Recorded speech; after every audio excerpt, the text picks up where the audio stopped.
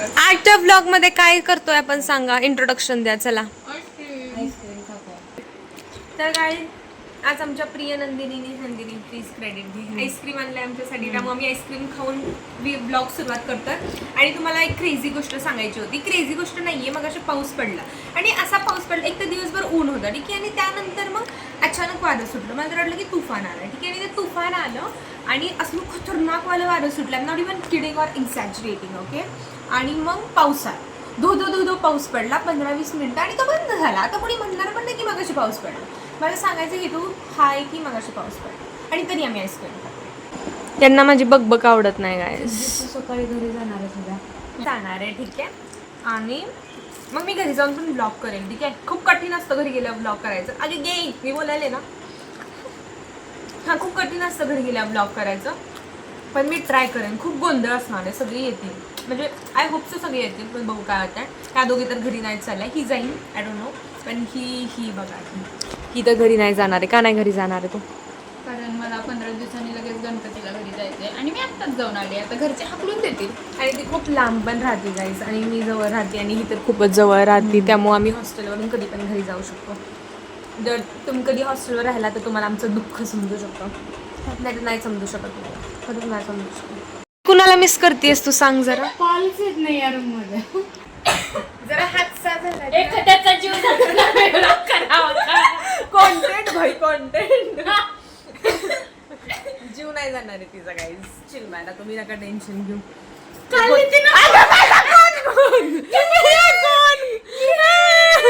मी तिला आईस्क्रीम खायला दिला.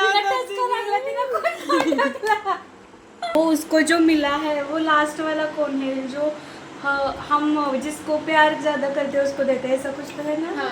और पण मला नाही आवडत हे चॉकलेट वालं. चॉकलेट नाही खायचा ते तसं नसतं. मूर्ख एक नंबर. मला कोण खाऊन टाकले म्हणणार पुन्हा. खूप वाईट केलंय माझ्यासोबत, खूप वाईट. थँक्यू. निघत नव्हतं चॉकलेट मग मी कोण खाऊन टाकला. म्हणून द्यायचं नसतं सिद्धी तिला. नव्हतं द्यायला पाहिजे मी तिला आईस्क्रीम. चुकलं गाईस. असो, माझी नंदिनीची स्टोरी कंटिन्यू करतो. तर आमच्या जुन्या रूम मध्ये काय होतं, पाल होते. एक नाही 2-3 पाल आवडायच्या बरं का. त्या तिच्या बेडवरच असायच्या, हा. खाली झोपायची त्या वर असायच्या.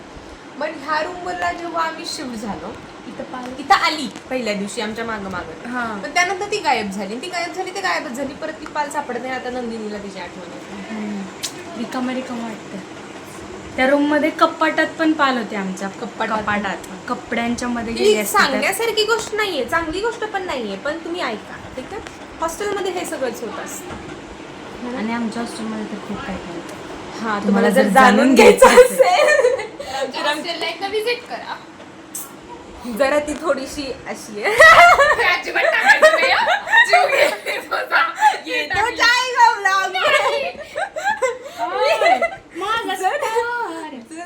तर फॉलो करा, सबस्क्राईब करा असं म्हणायचं होतं. तर ती काय म्हणती, हॉस्टेलमध्ये राजेश्वरीने बोलवलंय म्हणून यार एक्ट्रेसवर सोडतात. अगं ते चुकून स्लिप ऑफ टंग झालं ना. समजून घ्या ना. घेतलं समजून बाई, काय सांगावं. असो, आमचा पुढचा अजेंडा हा आहे की आम्ही आता मेहंदी काढणार आहे. कारण की रक्षाबंधन आहे म्हणून मेहंदी नाही काढणार आहे. मी राजेश्वरीला मेहंदी काढायची आहे म्हणून आम्ही मेहंदी काढणार आहे. आणि आम्हाला खूप आवडते मेहंदी काढायला म्हणून पण आम्ही मेहंदी काढणार आहे. सो आजचा ब्लॉग इंटरेस्टिंग असणार आहे. थोडस जरा समजून घ्या गाईज, तुम्हाला कळलंच असतील काय नमुने आहेत आमच्याकडं. जोक्स ऑफेन्स नाही येता. जोक्स प्लीज कमेंट मध्ये काय म्हणू नका आमच्या फ्रेंडला. तर गाईज सुरू केलीस आपल्याला जायचंय आता घरी, आणि ते असं ओ माय गॉड. हा गाईज, आता मी उद्या घरी जाणार आहे. त्यासाठी मला बॅग पॅक करायची. पण बॅग पॅक करायला आधी बॅग अनपॅक करायला लागते, कारण की यात खूप सारे सामान भरले जे की कॉलेजचं सामान आहे. आणि मला सगळं घरी जायचं सामान यायचे, जे की मोस्टली डबे असतात. कारण की मी डबे नाही घेऊन गेले तर मम्मी मला घरात घेत नाही. त्यामुळे स्टे विथ मी. पहिलं ते सगळं सामान आपण एक एक करून बाहेर काढू. तुम्हाला सामान बघायचं तर माझ्या ह्यातलं काहीच तुम्हाला समजणार नाही, त्यामुळे मी तुम्हाला दाखवायचे कष्ट घेणार नाही. पण माझ्या बॅगमध्ये सामान किती हे बघू शकता. आम्हाला रोज तर नाही, पण प्रॅक्टिकल हे सगळं घेऊन जावं लागतं, नाहीतर आम्हाला ओरडतात.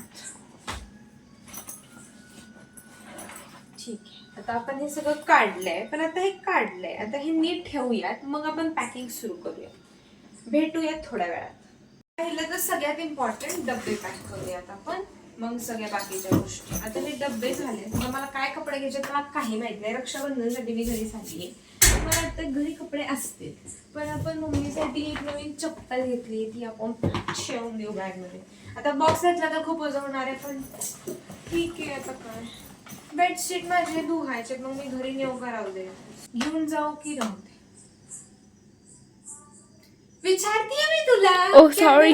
काय मोनोलॉग्स. आपण मेकअप घेऊन जाणार आहे, पण एवढा मेकअप मला लागत नाही, तेव्हा आपण यातलं कमी करणार आहे. कपडे मला काय नाही घ्यायचे, मला बिलकुल समजत नाहीये. हा, हेअर ऑइल न्यायचं, ते मम्मीसाठी घेतलं. हेअर ऑइल पण घेऊयात आपण.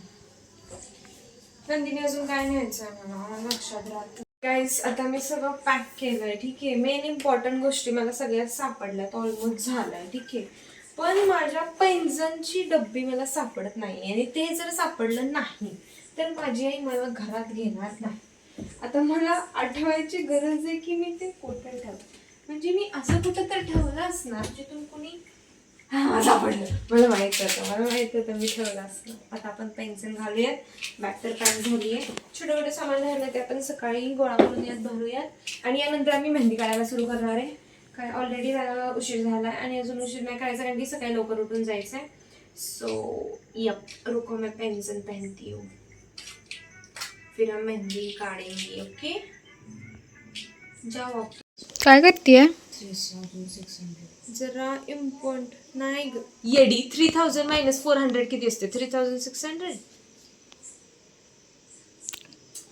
2600. नंदिनीला झोप लागली आहे. नंदिनीला 400 म्हणली नाही 3000 - 400. आम्ही जरा मॅथ्स खेळतोय गाईस. तुमच्या कामाचं काही नाहीये, त्यामुळे तुम्ही इग्नोर करा.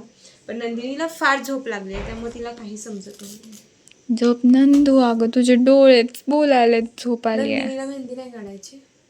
अगं ती ऑलरेडी झोपेत आहे, मेहंदी काढल्यावर तर ती काय होईल. अय्या, मला पण ठीक आहे, काढूया. ठीक आहे, हे पण इम्पॉर्टंट काम झालंय. आता आपण मेहंदी काढायला घेऊ शकतो. सगळ्यांना झोप लागायला. आता माझं काय खरं नसते. आपल्याकडे 3 डिझाईन्स आहेत, आणि आपल्याला त्यातून डिसाईड करायचं कोणती मेहंदी ड्रॉ करायची. तुला एवढी छान ड्रॉ करता येते. प्रयत्न करेन ना थोडा थोडा.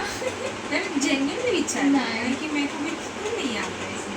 इतना अच्छा तो नहीं जमेगा, लेकिन मेरे try को करें. इतनी नहीं चाहिए लंबी, मतलब छोटीशी छानशी. हे असं काढूया का? हां, असं हे ठरलंय गाईज, आमची ही डिझाईन ठरली आहे. आता वाजले रात्रीची नाही सांगणार मी, ओरडेल मला घरात.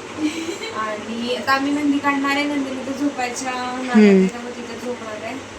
मी आणि राजेश्वरी तुम्हाला अपडेट्स देत राहू, मेहंदी कुठपर्यंत पोहोचली, घर चालू करत का. पण आपल्याला का सुचलं मेहंदी काढायचं मला सकाळी 6:30ला उठायचं. 6:30ला उठायचं आहे मला. तुम्हाला आवाज येतोय का माझा? मला नाही माहिती. त्याच आमची मेहंदी काढायला सुरू झालेली आहे, आणि राजेश्वरी खूप दिवसांनी मेहंदी काढते असं तिचं म्हणणं आहे. आणि तिचं म्हणणं असं पण आहे की तिला दोन्ही हाताने मेहंदी काढते, दुसऱ्या हाताने काढून जातो. आम्हाला विश्वास नाही. प्लस टिश्यूज तिला रांगोळी पण दोन्ही हाताने काढता येते, तुम्हाला एका हाताने काढता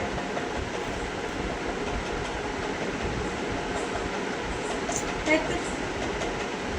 मी एकटी का मोनोलॉग देते ना,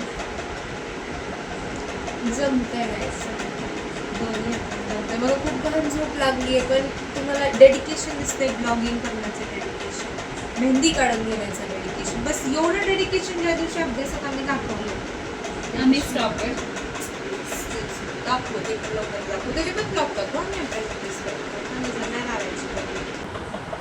गाईज, आमची मेहंदी इथपर्यंत कुठपर्यंत तरी आली आहे, आणि सुंदर दिसते. मी हिला खरंच येतं बरं का, नुसतं बोलायला सोडून अजून काही कामं पण होतात चांगली. फार कंटाळा आला मला, पण मेहंदी काही खूप छान येते, त्यामुळे खूप छान आहे बरं. त्याविषयी तुझे 2 शब्द देऊ शकतेस तू.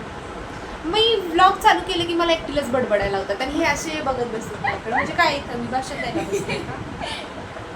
तिथं झोपली बिचारी दिसते आमची.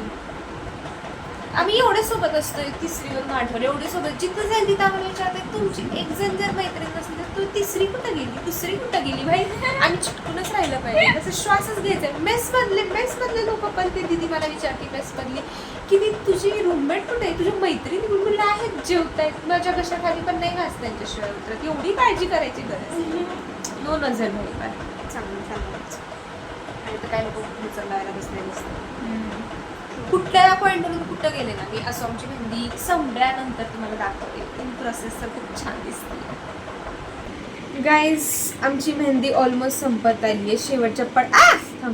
शेवटच्या पडावर जिथं आम्ही हे रंगवतोय बोट.